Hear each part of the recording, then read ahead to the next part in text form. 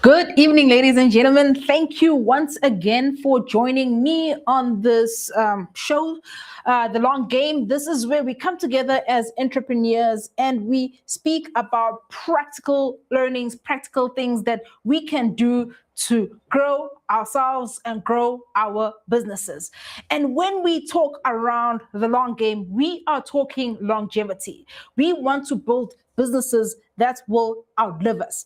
A lot of us are first time or first generation business owners, and we are learning this business thing as we go along. So, thank you once again for joining this Thursday.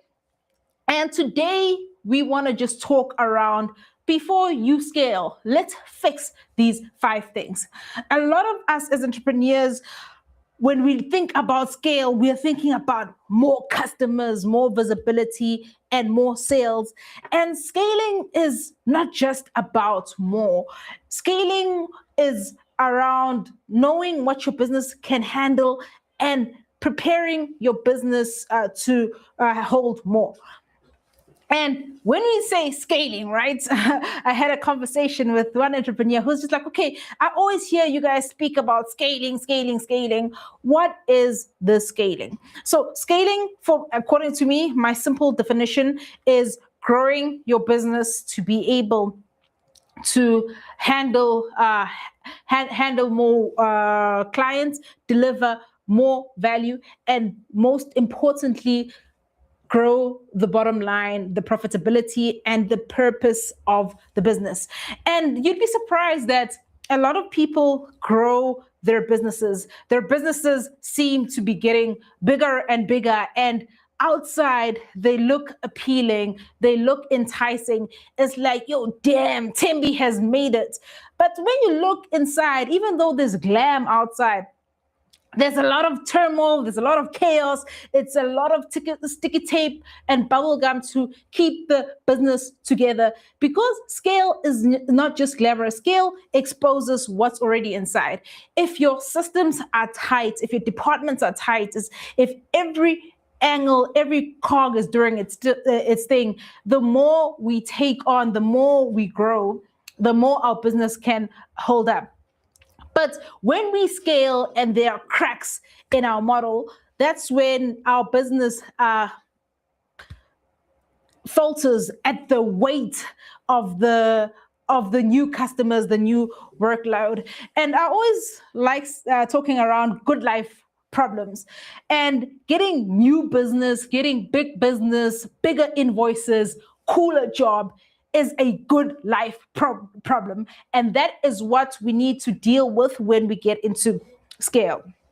So if your business is already struggling, scaling will not save it. It will stress it even more. So, ladies and gentlemen, I see you guys online. Please drop in the comments in terms of what business are you in? It'd be great to see who's online and that we can just speak into the exact businesses. So please drop me a hello if you are online so that I can recognize you and we can get to have a jolly conversation. And with you dropping online, so if you're new to business, please, if you've got a business, let me know what business you're in. And if you're thinking of running a business, also just let me know what business you are thinking of running.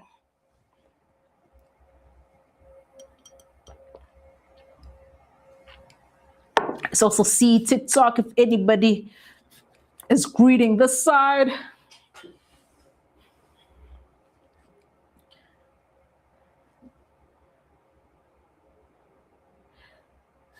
Okay, thanks TikTok fam. I see you. Thank you for joining Lindani, Theo, Hosi. Pleasure to have you on the live tonight. So looking forward to everybody else greeting on the channel as well. So let's get back to the scaling. One pattern I see in a lot of founders is wanting to grow before stability.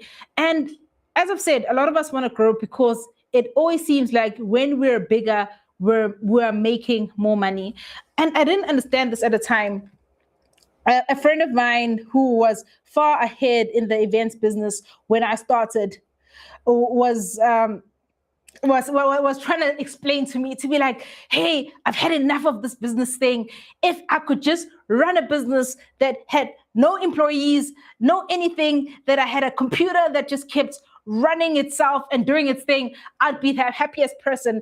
And I was young and ambitious at that time. I was just like, what does this guy mean? It seems like he has it all. He's got an office, he's got staff members, he's doing big events. What does he mean that he just wants to give it all up so that he can run his he run his own digital business? So at that time, my friend was trying to explain to me that although he's growing, although he's looking good outside, the amount of pressure of the type of workload and the type of value he's now delivering to his customers is now a burden, and it is exposing the cracks in his business. So when we want to grow, let us be focused in terms of why we want to grow and actually tighten up our system. Just a recent example that I've gone through as well. I've always appreciated numbers, and as most entrepreneurs, going through my bank account statements, I know what's in my bank account. I know who I owe. Okay, I roughly know how much money I have to buy new equipment. I know how much that I can chew a bit, like some profit nyana, and I know what I can do. And I've got a mental map. And something changed within me. And this talks about knowing the lay of your business before you scale and when you're going through the scaling business. And I started looking at my profit and loss statement. So now I'm keen on management accounts. I look at this profit and loss statement, and this statement was telling me exactly where money is going in my business. Even though I know my cost centers, I know that I do pay a lot for labor, I do pay a lot for equipment, and I do pay a lot for fuel. I knew it mentally, but until I saw it on paper, I was like, damn, this is how much I'm spending. So what am I saying is, even though I kind of had a feeling of, yeah, I'm doing great, I'm doing my best in terms of managing finances, but I wasn't deliberate in looking at my business holistically and financially. So now after looking at the profit and loss, I kind of knew that, hey, I need to zone in on fuel. How do I optimize? How do I optimize on labor? How do I optimize on equipment? And this is the finances are just an example, but looking at your business holistically as you grow it will help you a lot, especially in terms of your value chain. You looking at your customer, looking at your offer, looking at how you deliver, how you get more efficient, and how you manage your costs. So before you scale, let us now look at these 5 things, and we will go to the first one. And the first one is, let us fix the offer. If you look at the first one, is that a lot of businesses want to conduct, so a lot of people want to conduct business. They just have a business idea, but they don't have a business model. Last week, I spoke at length around the business model canvas and what it takes for you to take your idea from a business and your idea from just a concept to actually making it a business. So as entrepreneurs, we really need to focus on our business model, our idea, and turn our idea into something that is of value to someone. And when you are turning your idea into a business model, you need to be clear around your offer. What value are you offering your customers? And in terms of the value that you're offering your customers, are you communicating that value clearly? People must understand what you do quickly. People must understand the problems that you help them solve. And you must be specific with your offer. So if you missed that episode, it is available on YouTube, Facebook. Go check it out. I went in detail and looking forward to engaging around the business model. So before you think of adding more value, getting more clients, get clear around the offer. And I know when we're starting out as entrepreneurs, sometimes it's not clear. Sometimes we need to try different things. We need to pivot. So be like, okay, I thought I would start a coaching business, and as I'm coaching entrepreneurs, I'm seeing, okay, that professionals are the ones who like my services, or maybe it's executives. Oh, it's not just any type of executives. It's executives in the mining industry, in the banking industry. So this is when I start tailoring my value, tailoring my offer to my specific customer. So the practical test is, if I were to ask 3 people what you do, would they give me the same answer? So you know your people, you know the people around you, and this is how you can test your value. To say, if you were to ask the people around you to be like, hey guys, as a business, what do you think that I do, or what do you see that I do? Would they give you the same answer? And if the answer is vague, or if the people are giving you the same sort of answer that you're not expecting, that's already a sign to say, hey, there's something there. I need to clear up my offer, and I need to clear it up to the right people. So going back to the chats, I'm seeing Mr. Akole. Thank you for joining. Hello. Thank you for joining us, and also just let us know what business you are in. So let's get into the second piece of the puzzle. Before we scale, before we grow, before we want to expand, what is the second thing we need to fix? It's customer clarity. And customer clarity, for me, it's around which customer are you targeting? And for me, this took me a long time to figure out and to come to terms with, because I'm new to this business thing. And guys, when you're starting out, money is money, and you want to take money from every direction. So today I'm doing individual clients, and then I'm half events, and then I'm corporate. And there's nothing wrong with serving a broad base, but in terms of targeting your clients, your message must speak to your direct clients, and you must actually know who you're targeting. And I know I was in a coaching lunch with my mentor, and Mrs. Villagas was just like explaining, trying to drive this thing of targeting a specific customer.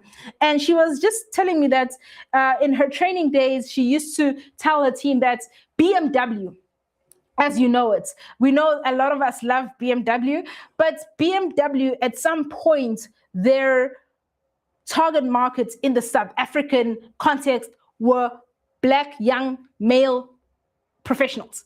So they knew that that's the type of person that their marketing is targeting, that their message, their voice is targeted to that. This was years ago. These things change over time. But that made me think, and I was just like to her, but now if you're targeting only one subsegment, am I now gonna lose everybody else? And the answer is no. The stronger your marketing or your message is for your specific customer, the stronger your message. And you also do get secondary customers. So in terms of what business are you in, when I started, especially with the events, I was just like, hey, anybody who will pick my service, anybody who will be like, hey, we need sound, hey, we need video, I'd run. But over the years, I've had to be like, this is the type of customer I'm going for. I'm going for corporate customers. So where do I find corporate customers? What do corporate customers appreciate? And I found that corporate customers, even though they are sometimes price sensitive, they appreciate the level of service, the professionalism, the cleanliness of everything being top notch and looking great. And sometimes if I'm comparing them to individual customers, and even with individual like business to clients arrangements, you find that those clients differ. So sometimes I've just found clients who just like, hey, I want a speaker. I'll do this myself. I'm trying to save. I'll take whatever makes noise for you. And then even with those customers, you'd found that there were more premium customers who are just like, hey, come with this thing. All I want, I'm hosting a party with my friends. Bring your sound, bring your person. I'll pay whatever you want, as long as my event goes seamlessly. You're dressed well, you are articulate, and this is what I want. So what am I saying? I'm saying sometimes we harm ourselves as entrepreneurs trying to grow in any and every direction, trying to be everything to everyone. And when we try be everything to everyone, it weakens our message. So when you trying to tell a corporate to be like, come to us, we are the most cost effective supplier, the corporate buyer is like, cost effective, what's the catch? And this person has hundreds of thousands to sign off. Now they're looking at your messaging of being cheap, and they're like, yo, I don't want to put my reputation on the block with that type of messaging. So if I bring on the supplier and what am I going to say to my bosses? Because that's the message. You're trying to get a corporate customer with language for a retail customer.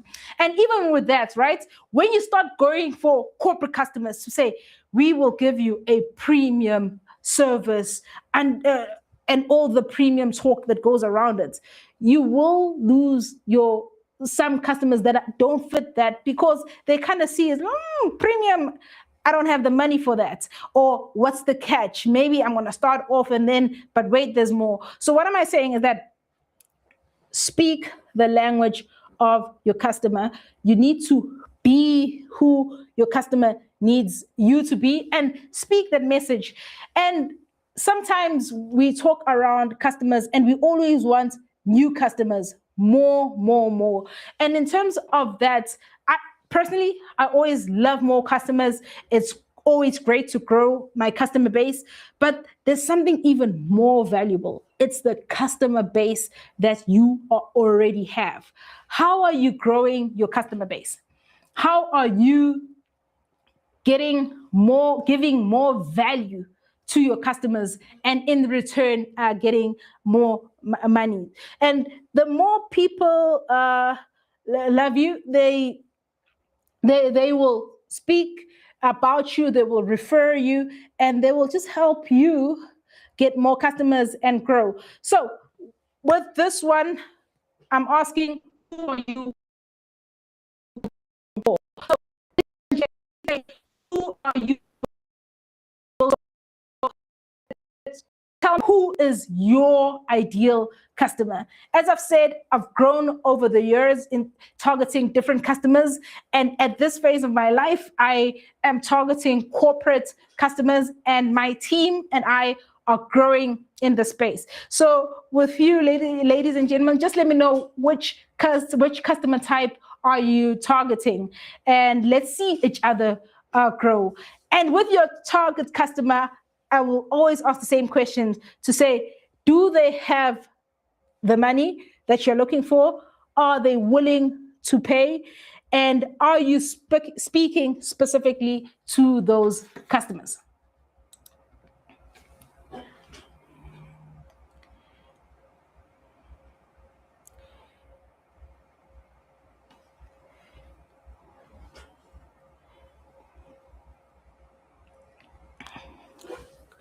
Cool. So checking the chats as well.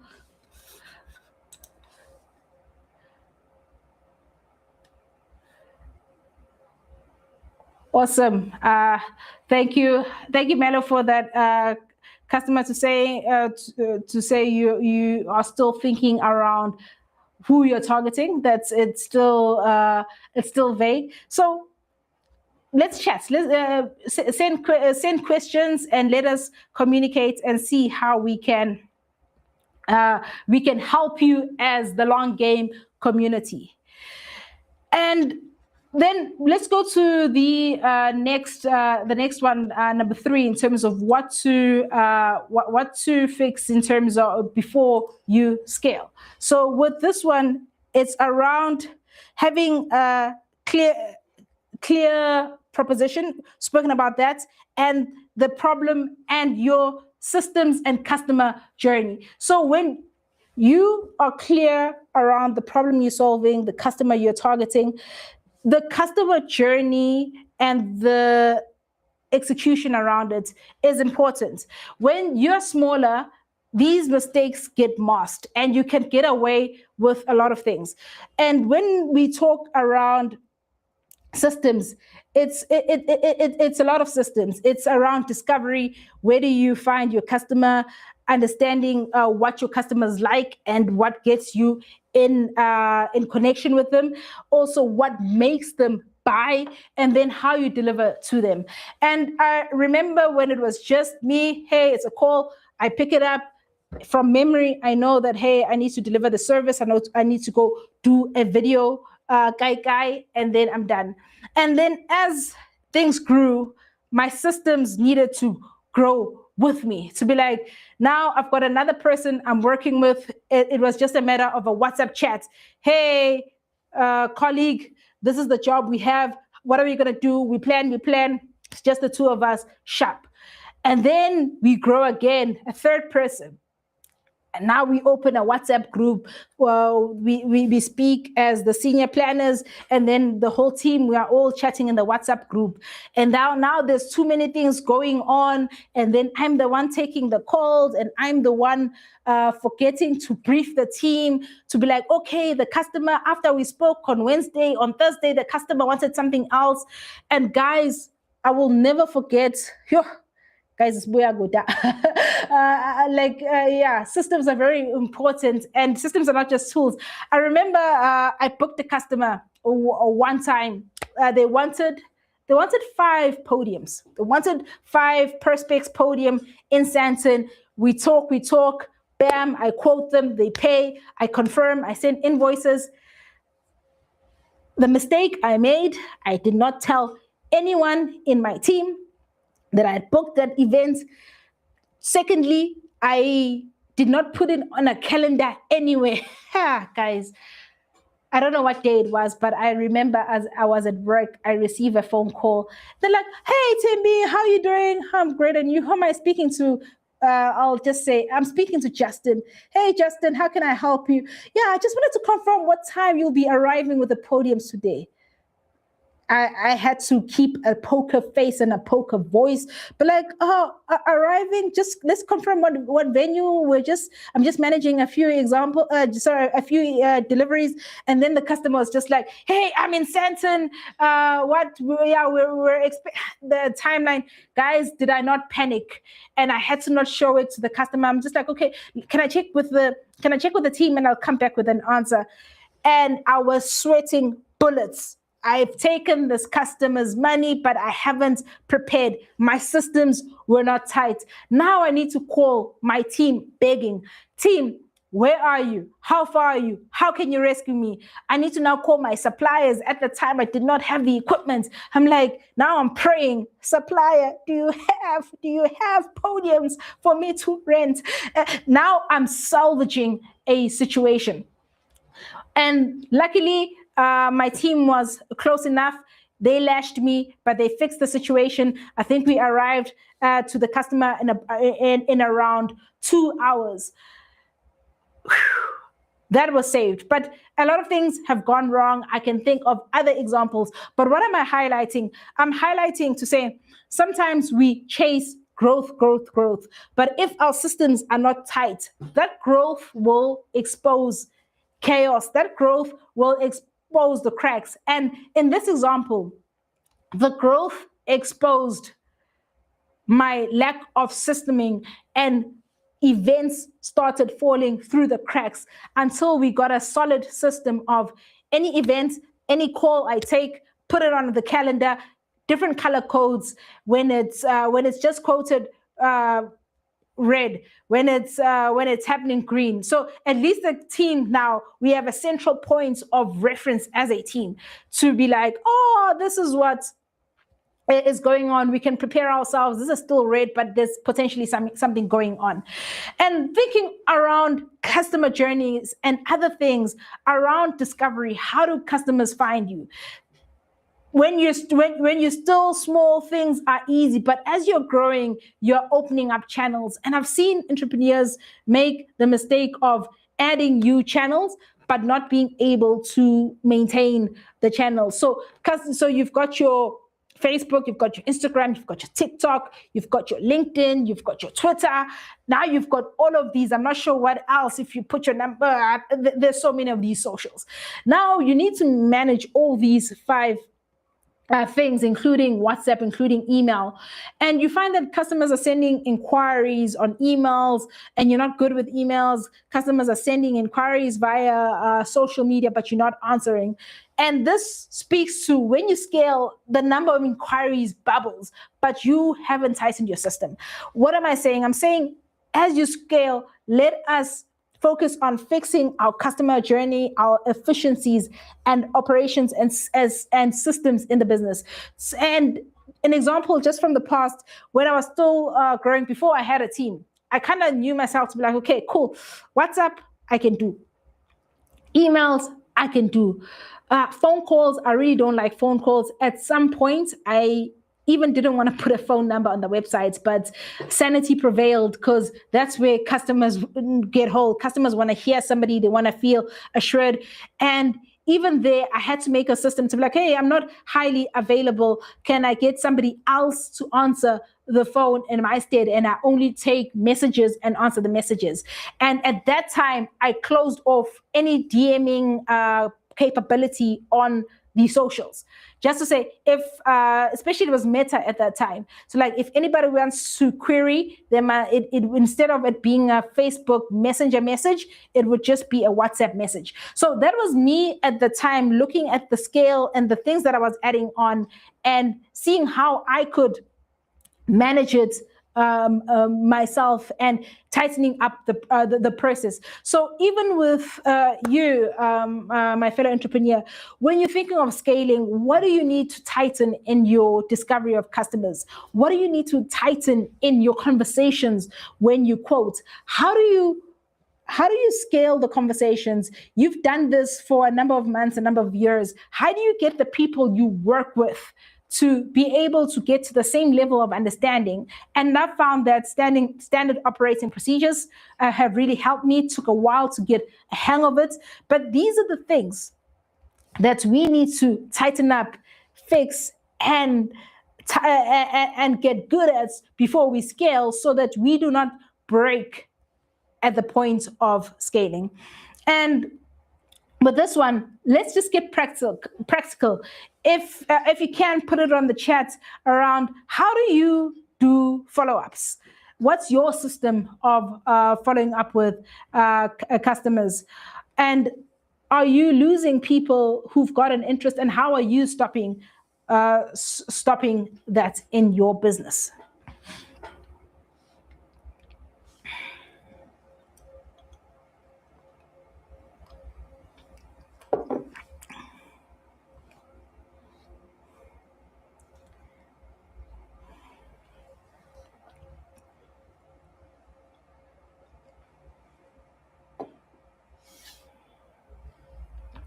Okay, cool. So the next one I'd like to speak about is fixing your numbers. I think this is what I started off with, to say, hey, looking at my numbers with a keen eye really changed how I do things. And when we scale, it's something that I'm still grappling with, and I'm thinking to say, if I'm making so much money, let's pick a number. If my business is turning over 100,000 every month, And turnover is the money that your customers give you. It hasn't taken into account expenses, both operational and varied expense. It's just the money that customers are giving me. And how much of that money am I keeping? Where is the money going? And many a times our cost structures, they just balloon as customers. First, you've got a subscription. One subscription is 99 Rand. Another one, you're like, eesh, I really need this one. It's 360. Then it's another subscription. Then it's rent. Then it's a car. Then you're like, oh, I need a bigger car. And then it's a car. Then you have a staff member. They're like, oh yeah, the staff member needs help. Then it's another staff member. And many times then these expenses just, they creep in ngama 2 randi, they creep in ngama 2,000, they keep creeping. Like it's never big money. Sometimes big money is like there's a ting ting ting ting ting that rings and we are cautious. And sometimes it creeps in and it gets to a stage where we are moving. Let's say we've moved from 100,000 turnover to 200,000. Now we've scaled, right? We've doubled our turnover. But when we look at our cost base, our cost is ballooning faster than the money coming in. So as we want to scale, let's fix the numbers and get more discipline around the numbers. And you find, I've seen a wide range of entrepreneurs, but then you get the entrepreneur who's tight. They know every cent to a T. And then you get entrepreneurs who are just like, I get a sense, I'm making so much money, I'm not gonna be nitpicking on every deal. And what am I saying? I'm just saying, know your revenue, know what's making you money. How many customers, at what price, at what frequency does it give you the number that you are looking for? And are you actually making a profit? Let's be practical around this one. And sometimes when we calculate profits, when we're not actually looking at the numbers, we'll look at it theoretically and we'll look at profits as money in our bank accounts. But the more you scale, the more sometimes the money just doesn't make sense. Like, guys, I did such a big deal. I did, this deal was worth 5 times than what I normally make, but our maths wasn't mathsing, and you're not seeing these little expenses, and our margins aren't making sense. So before you think you're looking at scaling, as you're scaling, look at your numbers. With every package you're selling, how much am I making off the package? And even as I make money off the package, what are my operational expenses? Operational expenses are expenses that happen whether you do business or don't do business. A lot of businesses, sadly, during COVID, they went under. They went under because the whole country, the whole world was shut down. No one could trade, no one could move around. But even though these businesses were not trading, we were also part of that with the events industry. Even though we weren't trading, even though we weren't moving, we still had bills to pay. We still had people to pay. These are things like rent. These are things like salaries. These are things like cars. These are things like subscriptions. So a lot of us entrepreneurs, we make the mistake of only counting the costs associated with the deal. If you are selling something, you're just like, I bought this thing for 200. I'm going to sell this thing for 600. I'm making 400 Rand on this product. And when you just think of 400 on this product, a lot of us are not counting, hey, am I renting a storage unit to put these products if I'm buying them in bulk? What is my cost of fuel, or my cost of the Uber, or my cost of transport of leaving my house to go to my supplier to pick up this? So what am I saying? I'm saying that as entrepreneurs, we need to get keener on the numbers. And sometimes we get so bogged down with what we need to do, everything that we are busy with as entrepreneurs, landing the clients, delivering, that the numbers sometimes take a back seat. So let us know our margins. Let us get clear on our pricing, ensuring that our pricing is Making sense? Let us know our cost, our true cost, not just the cost of the product, but our true cost of the service. And let us know our operational expenses, because a lot of businesses sink with operations. Just in parting with this one, a shock of my life that I got, especially growing in business, is that revenue is not profit. And there's just something that goes off in the human brain. When a customer pays you for an invoice, pick a number, 1,000 Rand, you're excited. You're just like, ish, cash flow, I can move. But revenue is not profit. Profit is revenue minus expenses equals profit. Expenses can be broken down into a lot of things, but just remember that revenue is not profit. So, ladies and gentlemen, do you guys know your costs? Do you guys know your margins? Let's have a conversation around it to say, guys, do you know your profits, and are you actually priced correctly? Are you underpricing yourself? I will share around underpricing. I've learned over the years to say, on the jobs where I underprice or I give excessive discounts, or I'm like, oh, let me do my customer a favor, I've just seen a pattern. I die. With the customers who I don't underprice, I don't know, something somewhere in the universe, just I don't know what switch flips, where those jobs are easy, but underpriced jobs just feel like more burden than they are worth. So I'm just asking you, in your experience, what are your numbers looking like, and are your numbers saying that you are ready to scale? Then lastly, I just want to touch on the fifth one, which is leadership. When you as a business owner need to scale and you're growing, you are the glue of the company, and you need to grow as a leader. Many businesses scale with adding people, whether it be freelancers, whether it be different suppliers. You're going to have to manage stakeholders. You're going to have to manage colleagues. You're going to have to manage direct reports. You're going to have to manage people with different ways of thinking, people with different interests, people with different outcomes who are here to work with you, but they don't have the same goal as you. And not having the same goal doesn't mean that they are out to get you. Like, generally, employees are there to make a living for themselves and their family. You are there all about passion. You are there around the right thing. You are there as a business owner around self-actualization. But knowing how to work with your stakeholders will help you. So the last thing before you scale is leadership. Are you growing yourself as a leader?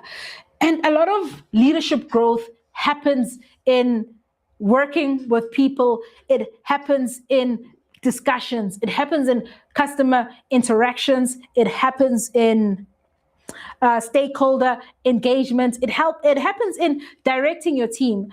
Some of us have had to learn conflict management. Some people are very harsh when it comes to conflict. Some people avoid conflict altogether. You avoid it a couple of times and then you realize, if I don't correct this thing, I'm going to go under. And these are the things you learn. So fifth thing, as you want to scale and you're scaling, work on your leadership. And how do you practically work on your leadership? I've found these things to work for me. One is to actually practice, to learn from the people around me, from the people I admire. I look at my role models. If I'm in close contact to them, have conversations. How do you manage this situation? And they'll give me tips, they'll give me tricks, they'll give me examples from what has happened in their lives, how they have dealt with it, mistakes they have made. So those mentorship conversations have really helped me to grow in my leadership. So speaking to people around you can help you grow and sharpen your leadership. Another thing is reading. reading is pivotal. And I know sometimes when you say reading, people are like, oh, I don't have the time, or I get dizzy, or one of the best investments you can make in yourself as a leader is to be a reader. And one of my best leadership books that I have read, it's quite a lot. It's The Five Dysfunctions of a Team by Patrick Lencioni. In terms of how do you manage teams, that you need to build trust. There must be a way of committing. People must be free to debate, have conflict. There must be accountability. There must be paying attention to results. So these are the things that I'm learning from a seasoned guy who writes a book that I can read physically on paper for 300 to 400 Rand, or I can listen to an audiobook. I personally love audiobooks because I'm always on the road. So when I'm on the road, I'm actually listening and reading my books and engaging with the leaders. Some people prefer Kindle.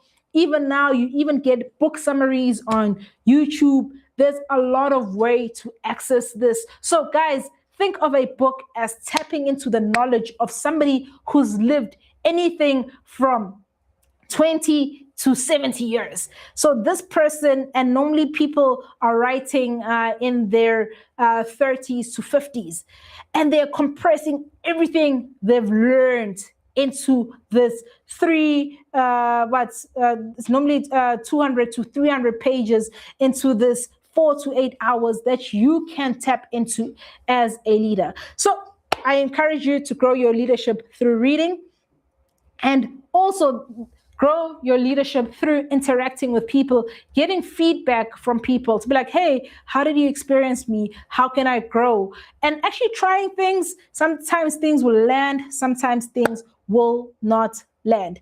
So, thirdly, before you scale, work on your leadership. This will help you, because many entrepreneurs I've seen, as they grow seasoned, they jump from business to business because they've grown themselves. They've grown as leaders. They can switch from retail.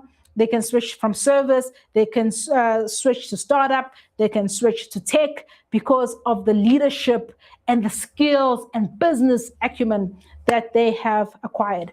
So as we wrap up today, we're just going to summarize to say, before you scale, work on your offer. What are you offering? What problem are you solving for your customer? So, ladies and gentlemen, please share what business you're in and what problem you're solving for your customer. Secondly, actually, who is your customer? Narrow and get clear on who your target customer is. If you're trying to be everything to everybody, you'll end up being nothing to nobody. So get clear on your customer as well. Thirdly, tighten your systems, tighten how you deliver, get efficiencies where you can, stop the leaks, look at the weakest parts of your chain and see how you can tighten your delivery chain. And then fourthly, work on the numbers. Bank accounting is great. Yes, there's a level of accountability, but actually get to know what's making you money. Sometimes we are in love with products that look good, they look premium, but they are actually not bringing in the money. And sometimes we don't see our cost base. Get to know your numbers. And then fifth and last, work on your leadership. As you grow, leadership becomes the pivotal maker or breaker of your venture. So work on your leadership as well. So looking at the questions and comments, I'm seeing Unana saying, how can I effectively manage stakeholders who have different goals while still aligning them to the business objective? Well, that's a very good question, Nana. So basically, you're saying that you've got different stakeholders, they have different goals, and you want to align them for the business objective. And the key thing is, when you want to understand your stakeholders, you need to know what's important to them. So when you are dealing with, let's say, employees who've got kids, so you know that for them, basically, even though they're not excited for the job, they know that they are providing for their kids. So you work with that to say, hey, Tembi, you're part of the business. This is our objective. So if we work to close this deal, and we work hard to push through all this hardness, which is very hard for you now, it will help us get more revenue to sustain the business so that we can keep providing for our families. So that is one thing. So you're now tapping into this person's direct goal, because this person, the main thing is they just want stability and longevity to support their families. Some people are around the creativity and self-actualization. So this is when you just look at the parts of the business to be like, hey, what can help unleash this person's creativity? Maybe the mundane things, they need to be done, or to say, okay, when we are done with this, we can look at this creative part. So look at the parts of the business that can actually match the person's ambition. Some people want everybody wants money. So if it is in your power, it's to also make a roadmap to be like, if we hit these targets, if we hit these goals, this is how it helps us financially. So it's more around looking at the business objective, what is in your power, and then framing the business objective in according to what the individual wants to achieve. And everybody is like it's like that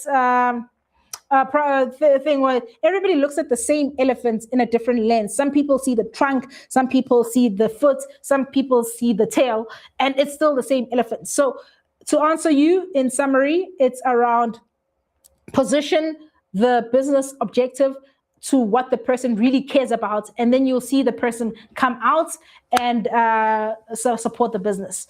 So Akole is asking, I am listening and I would like to scale and grow in the property business. However, I'm not sure how I can apply this to that type of business, as it doesn't mostly involve reaching a new customer base. Ooh, that's quite a tough one. So, Akole, I do have some experience in the property business. So, in terms of scaling in the property business, it depends as well who you're targeting. So, you can start wherever you are. You can start if you've got a property in the township. You start and you're building your back rooms, the basic. You make your money, and as you're saving that money, property is capital intensive. I can't shy away from that. I'm still paying for one of the properties that I'm part of. So in terms of scaling in that business, it's around looking to where you want to go, to say, will I still scale? I've just made an example in the township market. Do I buy different houses and keep building simple rooms? Do I now scale to double-story rooms? What type of rent am I looking at? Pick a rent number to say this type of units in this area gets me 1.5, 2,000. If I build a premium cottage, I can get 3.5. Or do you look into getting into student accommodation, where now you go closer to your UJs, your Wits, your what's the other one? Pretoria. You get houses. The houses around student accommodation are now expensive. You get something there. But in terms of scaling in that sense, it's about you targeting who do you want to play for, and now starting to work on the resources to get the money, and also now build for that, or just buy an already existing property that's already there. So there's quite there's quite a lot to learn in property. I would advise that you follow Witness Ntaga. He's playing a lot in that property space, and he wrote an awesome book that it's more than about money. So I did learn a lot around managing property there from Witness Ntaga. So property is quite a broad one, and I just made examples about residential properties. You can also get into commercial property, but there you'll be playing with the big dogs. But as you scale that one, decide where do you want to play and how are you going to get the money to get get to the other properties and build more properties. Your first property is going to be hard, but that one is going to help you fund the next one and the next one, and soon you would be able to have scaled whatever you have started with. Cool. Thanks, Akwale, for that for that tough question. I hope I did answer you. Please give me a thumbs up or a thumbs down to see. Oh, also, Nana, did I answer your question? I'm always keen to know that I give straight answers that are actually helpful and meaningful. Let me just check TikTok as well. Okay. Thanks, Sandega, for joining, and Tuli. No questions from here as well. So, ladies and gentlemen, thank you very much for spending your time with me as we talk on how to scale. If you still have more specific questions, always open to answer you. Please send me a DM, send me a WhatsApp message, and I'll be very happy to chat with you and see how I can assist in your specific business. Nana, thank you very much that I did answer your question. With that, thank you for joining the long game. Looking forward to seeing you next week as well. And peace, all the best as you keep building, keep growing, and building a legacy business.